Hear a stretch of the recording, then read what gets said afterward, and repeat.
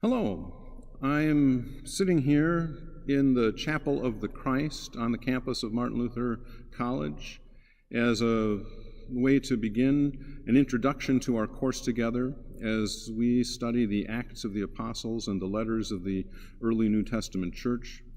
And perhaps you think maybe I should be wearing something a little more appropriate or ornate or formal than some ratty old t-shirt from Ordinary Everyday Life in Minnesota. But I'll come back to that point, that there's a reason for my ordinariness here today. I wonder today in the church, are we quite often focused on buildings and programs, on institutions and edifices, on committee meetings and curriculum decisions and boards to oversee this and offices to oversee that?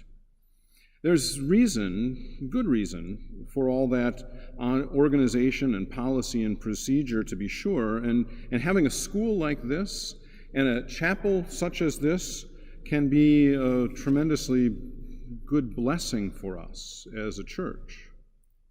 But I do wonder if we forget sometimes the simple truth of where the church's power is really found. The power of the church is in Jesus Christ, who is the Savior and Lord of the church, and in the word of Jesus, the gospel that he gives us to speak. You know, in classes that I've had in the past, in theology classrooms, when I've had students writing essays on our mission as witnesses of the gospel, many, or even most, or sometimes all of those essays have pointed to programs and publicity and other ways of trying to get people from the community to come into our buildings, to come inside our walls as a church. I wonder if we even can conceive of what church would look like, of what church would be like, if we had no church walls, no buildings of our own into which to invite people as the primary way that we think about doing church work. We are going to be embarking on a study of the book of Acts and the epistles of the New Testament, activity and letters that date back to the 1st century A.D. The church was blossoming and growing in that 1st century, and they had no church buildings. They met in houses or other meeting places. When Paul the Apostle traveled as a missionary, he went to where people normally gathered as meeting places in whatever town he visited, and he sought to engage people there in conversation, in spiritual dialogue. The congregations of those early churches that were formed had leaders, and the apostles themselves served as the principal leaders of the early church, but they didn't have the same sort of hierarchy and structure and all sorts of boards and committees that we think of today. They did not have schoolhouses.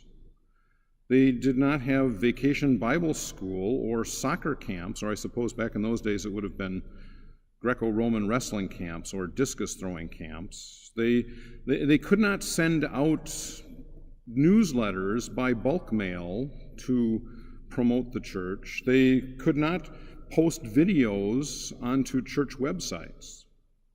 And yet, even though they were just they themselves, and that's all they had, those early Christians managed to share the good news of Jesus energetically and powerfully with people, and the Christian message spread widely due to their activity. And while the Bible book that we'll be studying gets named the Acts of the Apostles, the activity was not just by the apostles, but by many, many others in the life of the young church.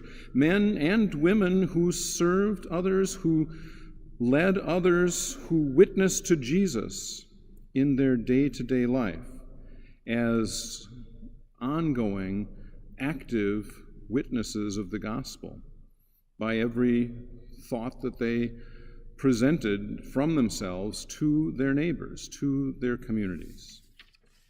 As we study the book of Acts together, My prayer is that we will pay attention to the way the church operated when there was no church building for them to call home. They were an organic community. They were a people-oriented group rather than a place-oriented institution.